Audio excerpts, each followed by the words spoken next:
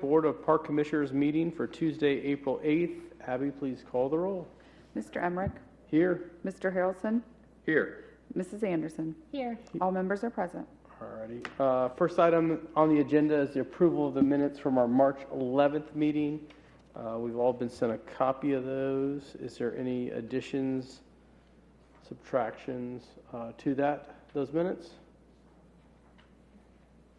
Hearing none, I'll take a motion to approve. So moved.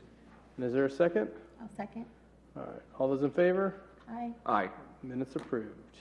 Moving on to our reports. Mr. Drake, good afternoon. How you doing? Good. I just want a couple things to add to the report. One, you may have seen the bench in memory of Ellie Carter was placed at the East 41 canoe and kayak launch. So we do appreciate friends and family that raised money and all the people that donated for that. Just a nice addition to that area and to that canoe and kayak launch parking lot. Outside of that, just extremely busy this time of year. Baseball, soccer, softball, everything's in full swing. The guys have been doing a good job with getting all the fields prepped and ready. And overall, thanks to the organizations that were willing to, we actually closed the soccer fields over the weekend, beginning on Friday with all the water and everything being so saturated. But we were actually able to play baseball, junior high baseball in the Teener field yesterday. I think we were one of the few in our area that were able to get games in. And so guys just doing a really good job.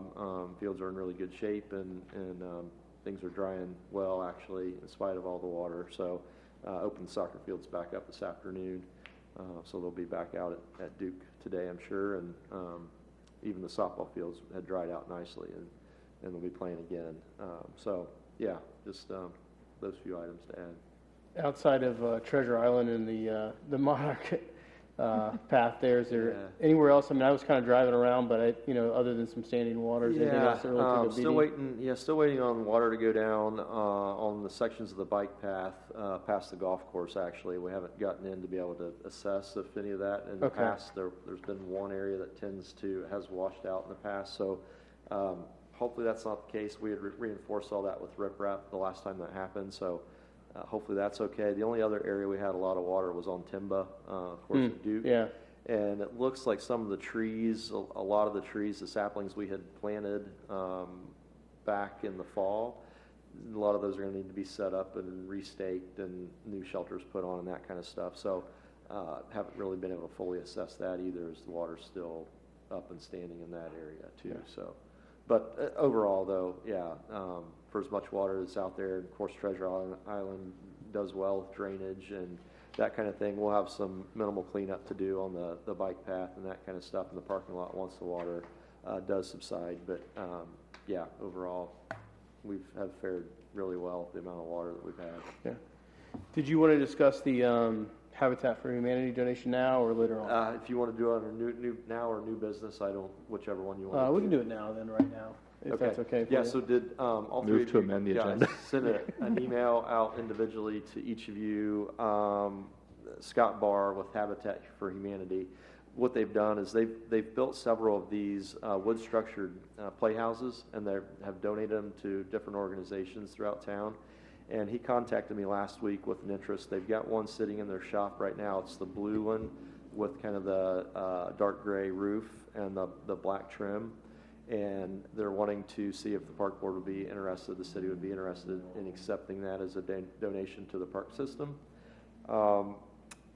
Right off, I don't have anywhere in particular that we could put that. I think it would, if you were to accept that, I think it could go in the kind of the toddler age 2 to 5 side of the playground at Community Park. It might fit well there. Again, this is a wood structure. It looks like they're really well built, so I think just the understanding that it is wood and the lifespan of it may be a little more limited to what we typically see of other playground equipment, but it's definitely something to consider, and maybe we could have a spot for it. Yeah, did you ever see the pictures? Did you get to see them on it? There's I saw there's two of them, but it's just the red or the blue one there. Correct. Yeah, he sent the green one just so you've got a reference kind of for size, and that's what the front of it looks like. There's no door. There are window openings and a door opening, but no actual door or windows. Prevent any young toddlers from getting in there and getting stuck or that kind of thing. But, yeah, so just the door openings, and the green one was for reference for what the front opening looks like. Yeah. Are there any thoughts on this at all? Accepting the donation, or possibly where to place it if we did accept it? I like Jeremy's suggestion. Anything? No, Well- that's just as good a place as any. I mean, it looks like the condition, I was kind of like, hey, let's see what the condition is. I mean, they look brand new, nice. I mean, so They are. I understand that they're wood, so the maintenance on them is the worry, right? But if we kind of view it as maybe a short-term, something as we, Sure. are upgrading and changing other playgrounds, I don't see any issues with it. I mean, I think it's something to add to the area, but, I mean, is there anything I'm missing there on that, or? No, I think you're exactly right. They do look like they're really well built. It's all with, exterior grade siding material and the roofing and all that. So, just like you would see on a shed or any other outdoor, kind of building. So, yeah, I had no worries as far as that went. Just the idea that, wood structures like that do have kind of a limited lifespan, and coupled with the fact that we are looking at additional improvements and new equipment, potentially moving forward in 2026 for community park. And so how that could fit into that plan, or if it does, it may or may not. Yeah, I kind of look at this as a temporary stopgap, right? Sure. It's just something there, right? So I would kind of leave it up to your professional opinion when they become, past the point of need to be. Yeah. I don't want to put money into it, right? Sure. But if it, becomes a point of, hey, it needs to be repaired or Yeah. removed, I'll just kind of leave that up to you. Sure. So, well, I'm okay. I don't know if any action really needs to be taken as far as they reached out to you directly. We've discussed it under your report, and I'll let you kind of just work with them. Is that correct? I think we would need official. To accept the Wanna weigh in on donation? that? Yeah, I think You want me we to? need- Okay. I move to accept the donation. I'll second that. All right. All those in favor? Aye. Aye. All right. Donation accepted. Thank you. I'll let them know. Cool. All righty. Next thing, Mr. Siler, how you doing this afternoon? Good afternoon. Good afternoon. Anything to add to your report? Just want to touch on one thing real quick. Winter Guard International Championships are being held in Dayton this past week and also this current week. So teams from all over the world are actually here in the Dayton area competing, and they utilize our facility as one of their practice venues. So we've had teams there again, through this coming Sunday. And this Thursday we'll be holding one of their preliminary events, as we have for I think 3 other previous years. So we'll have teams competing at the venue on Thursday, starting about 7 a.m. through about 5 p.m. So just a great chance for a lot of visitors and teams to come into Troy and use our facilities and all of the other amenities that our community has to offer. Excellent. I saw all the high school graduations got added to the scheduled event as well. That's coming up. Pretty heavy schedule coming up here. Yeah. Okay. Any questions for Mr. Siler? All right. Moving on. Mr. Booher. Good afternoon. Good afternoon. Biggest update would just be on course conditions right now after all the rain and the flooding. We were shut out of the property over the weekend, starting at 8:30 on Saturday morning. Able to get back in as the water receded back over Rutherford Drive as of Monday morning. And then as far as the golf course goes, right now the course is completely closed. So in my time here, we have more standing water than I've seen on the golf course. And so on the front 9, luckily we don't have any greens that are currently affected. But on the front 9, there's just enough standing water to where hole 4 is inaccessible to get to the green. Hole 6 is nearly inaccessible. Hole 7 is for the most part unplayable currently as far as routing people. If you were to walk in, you wouldn't see anything, just walking in, because it's all on the back side of the property. The back 9 is obviously much worse than the front 9. So holes 10 and 18, which are obviously closest to the clubhouse, are the only ones that are water-free right now. Every other hole has either a significant amount of standing water or some amount of standing water. So at this point, I would anticipate the front 9 being open before the back 9, but until the water table starts to go down, there's not a whole lot that can be done other than to wait for that to happen. Okay. Yeah, I saw I got a notification that they were. Yeah, we are sending out daily updates through our email to everybody in our email database. I can tell you that there's the other part that's working against us here is cold temperatures. This is not helpful at all to have freezes overnight when you've already got standing water. So it is very difficult to project a timetable at this point.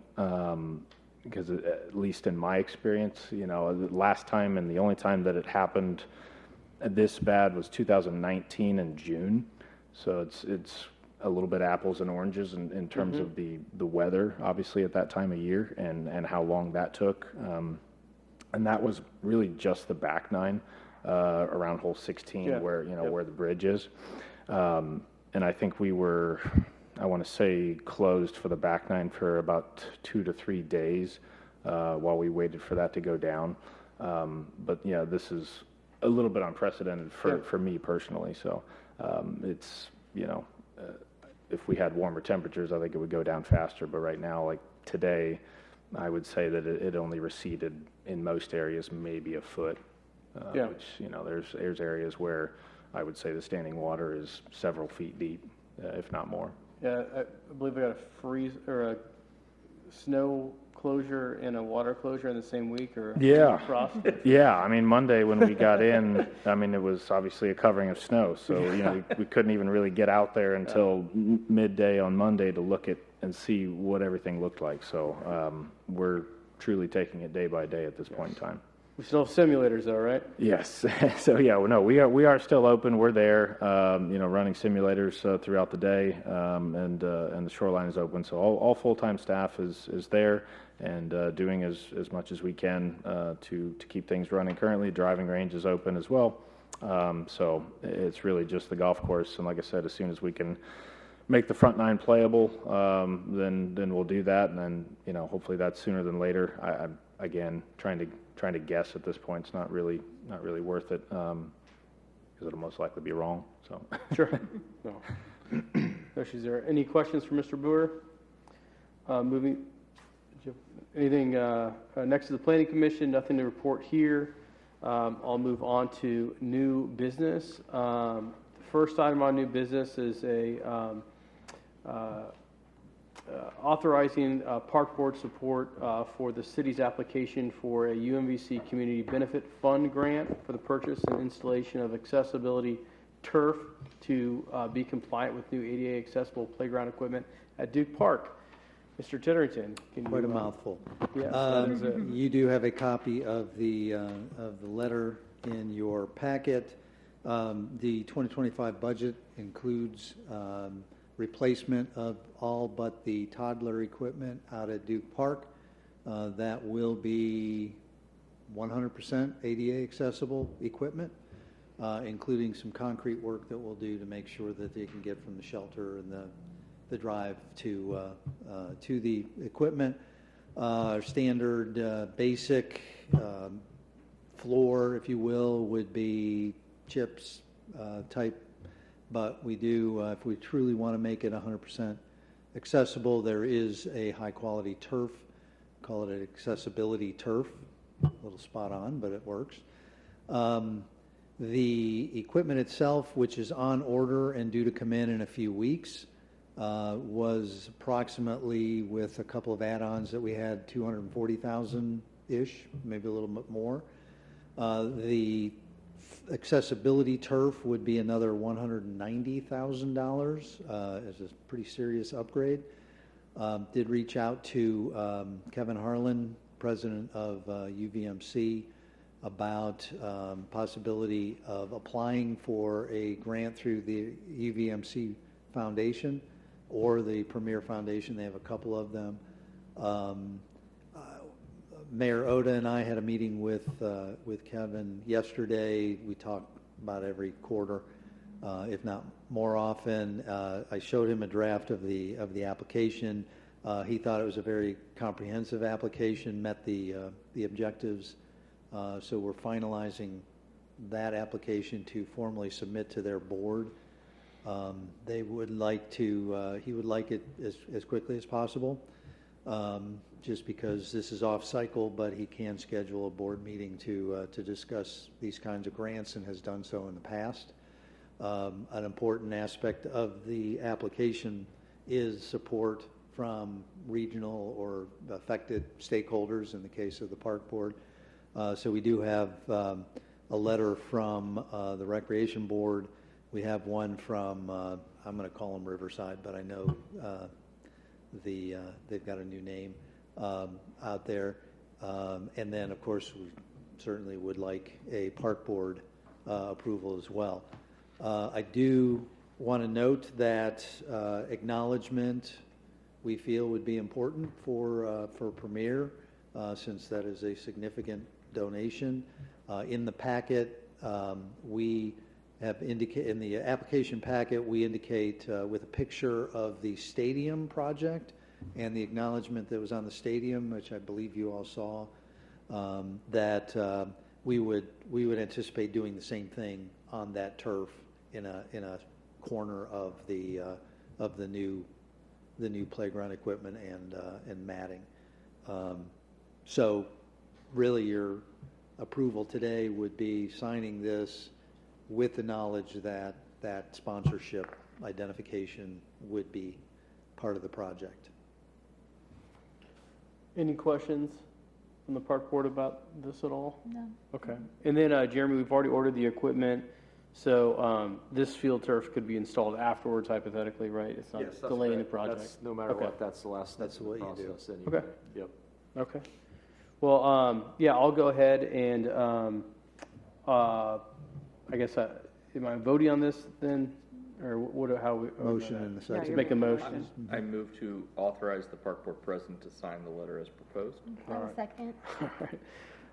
All those in favor? Aye. Aye. All right, motion approved, and I'll sign that for you, Abby, afterwards. We have one other. Yep. If we can, Yep. just moving forward, I don't know if, Jeremy, you were prepared to talk about it. We should. So the new bucket truck, we had hoped, that's budgeted for 2025, we had hoped to be able to acquire one off of the state or competitive bid, consortium bid. We're not able to do that because the model that we need, size, dimensions, et cetera, specifications, is not available on any kind of bid. Bid list that's already been competitively bid out. And so what we need is a recommendation from the park board to bid out that bucket truck in the amount of Not to exceed 185. 185. 185,000. So that we can then go to council and get their authorization to do that bidding. All right, so I'll first make a motion to add the bucket truck bid proposal to the agenda. Is there a second? Second. All right, all those in favor? Aye. All right, it's added to the agenda, and then I'll make a recommendation for us to bid the new bucket truck and not to exceed $185,000. Anything else on that recommendation I need to make? No? Okay. All those in favor? We need a We need a second. Second. Just a second. I'll second. All right, all those in favor? Aye. All right, there we go. And that'll get recommended to city council, right? Yep, Okay. thank you. Yep, thank you. Last item on the agenda is a note of recipient of the check from the William H. Maier Successor Trust in the amount of $1,616.10, and we thank them for that. Is there anything else to come before the park board today? All right. Hearing none, I'll make a motion to adjourn. Second? All those in favor? Aye. Meeting adjourned. Thanks.